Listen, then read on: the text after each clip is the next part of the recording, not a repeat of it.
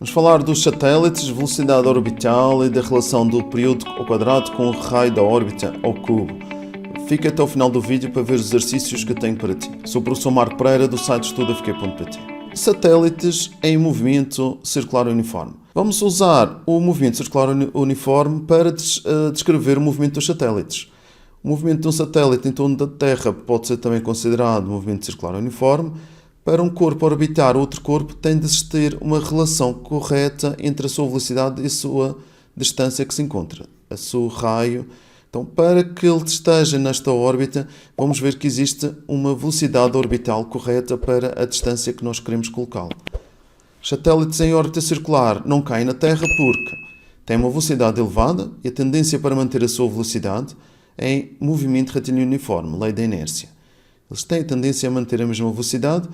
A força gravítica, como é perpendicular à velocidade, temos aqui o ângulo da força gravítica e a velocidade é 90 graus, apenas altera a direção da velocidade, originando um movimento circular uniforme, mantendo a velocidade. Aqui o trabalho da força resultante, que é o trabalho da força gravítica, e que é a variação da energia cinética, como é um trabalho que é zero, não altera a velocidade, não vai aumentar a velocidade, nem vai diminuir.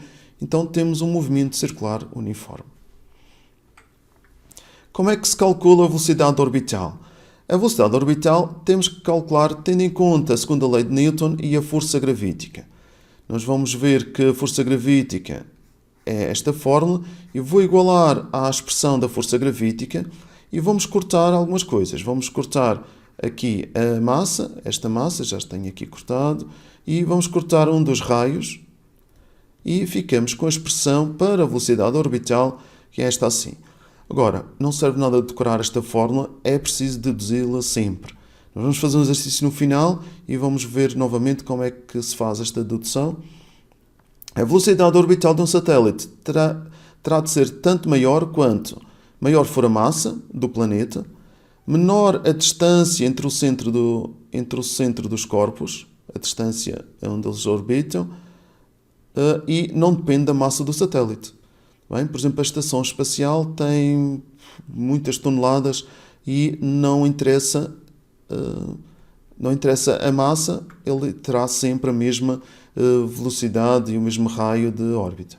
Também a relação de período ao quadrado com R ao cubo. Esta relação do período de rotação com o raio também tem de ser deduzida e mostra que o período de rotação de um satélite é independente da sua massa e será tanto maior quanto maior for o raio da órbita.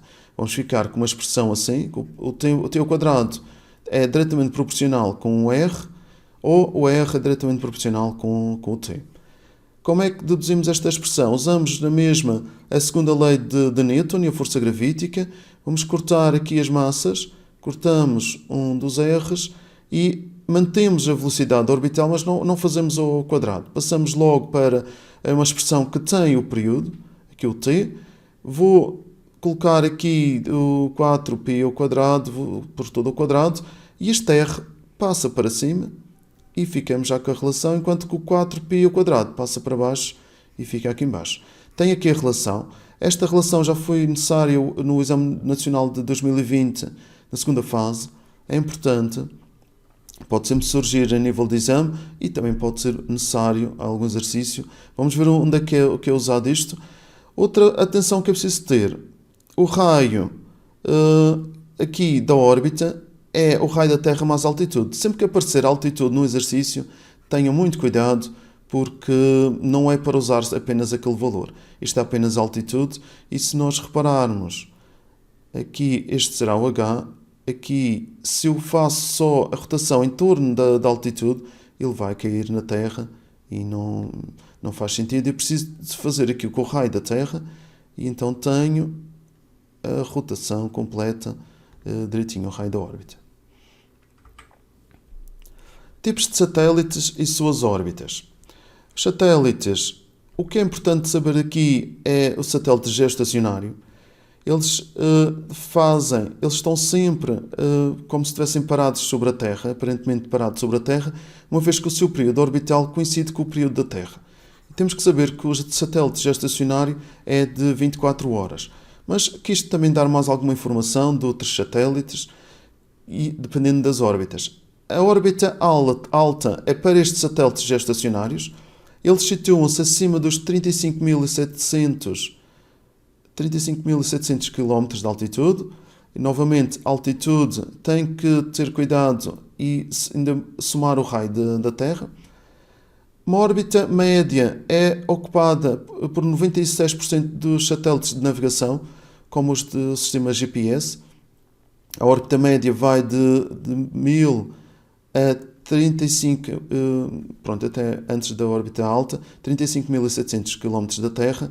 A distância usada pelos sistemas GPS é 20.000 km. Eles demoram cerca de 12 horas a dar uma volta completa ao planeta. Na órbita baixa, aqui estão os satélites entre 400 e 700 km. São muito velozes. Eles viajam a cerca de 27.400 km por hora, dando uma volta ao planeta a 90 minutos. Mas é necessária esta velocidade, como vimos, para eles estarem em uma órbita baixa, tem que estar uma velocidade orbital desta aqui, basta fazer as continhas.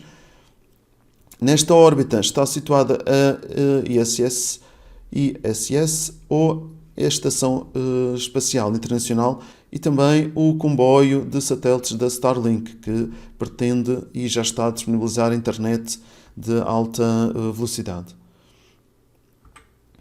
Aqui podem pesquisar também, aqui vejo a localização da Estação Espacial Internacional, a ISS Tracker.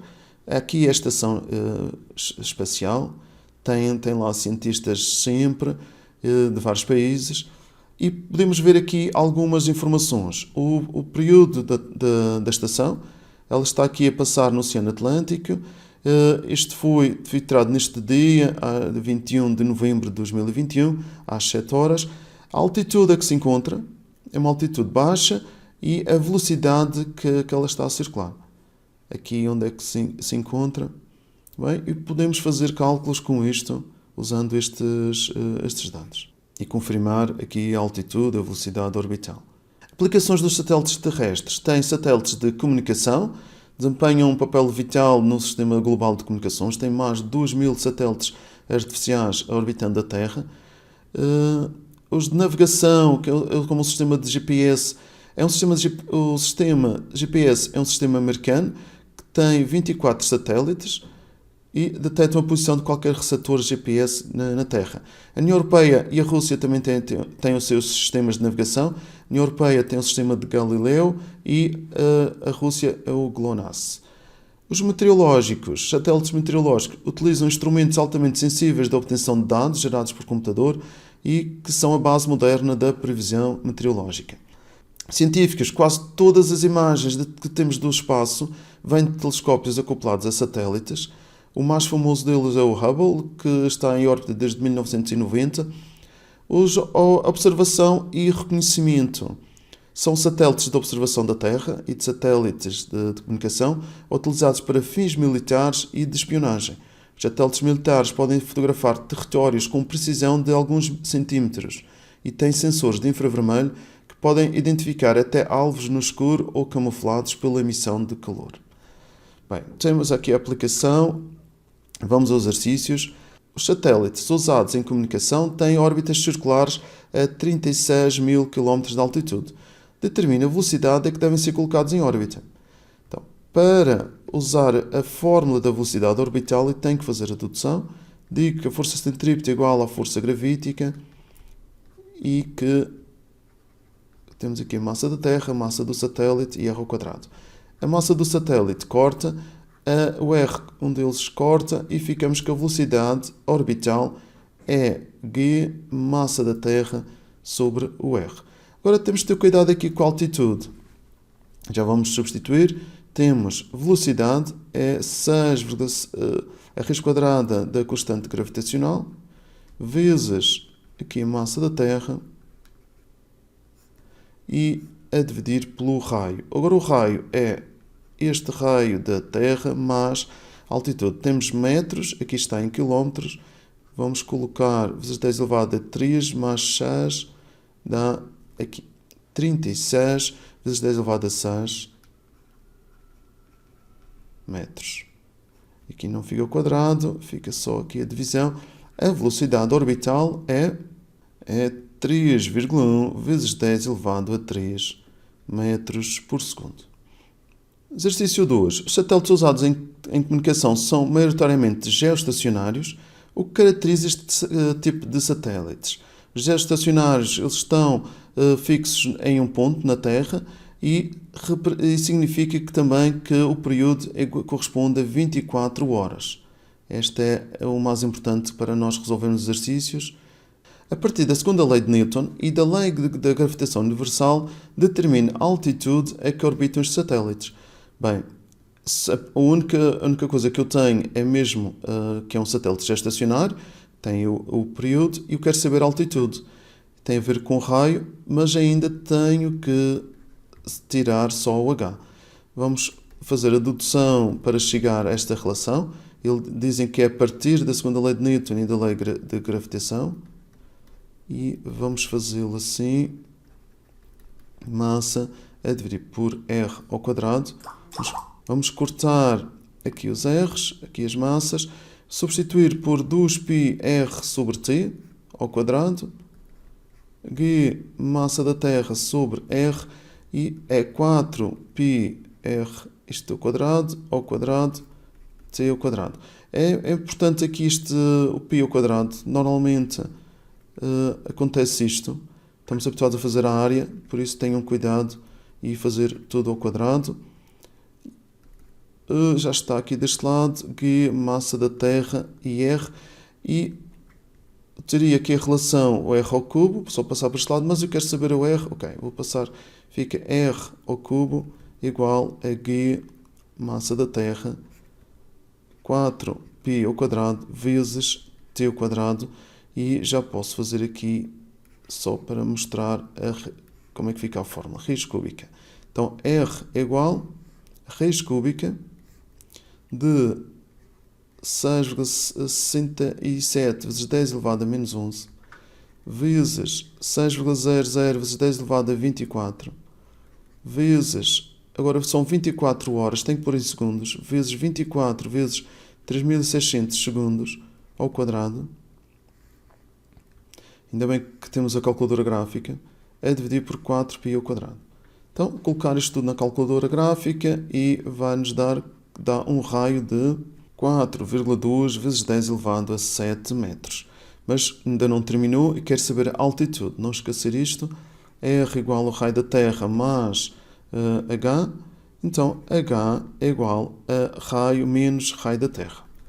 O raio é 4,2 vezes 10 elevado a 7 e o raio da Terra 6,4 vezes 10 elevado a 6 e a resposta final, a altitude, é 3,6 vezes 10 elevado a 7 metros. Okay? Que dá os 36.000 metros ou 36.000 quilómetros, que são onde estão os satélites geoestacionários. Bem, espero que tenham percebido. Se ficou alguma dúvida, deixem nos comentários. Passem também no Discord, vejam o link na descrição e ficam com mais alguns vídeos para continuar a estudar. Até o próximo vídeo, estamos juntos!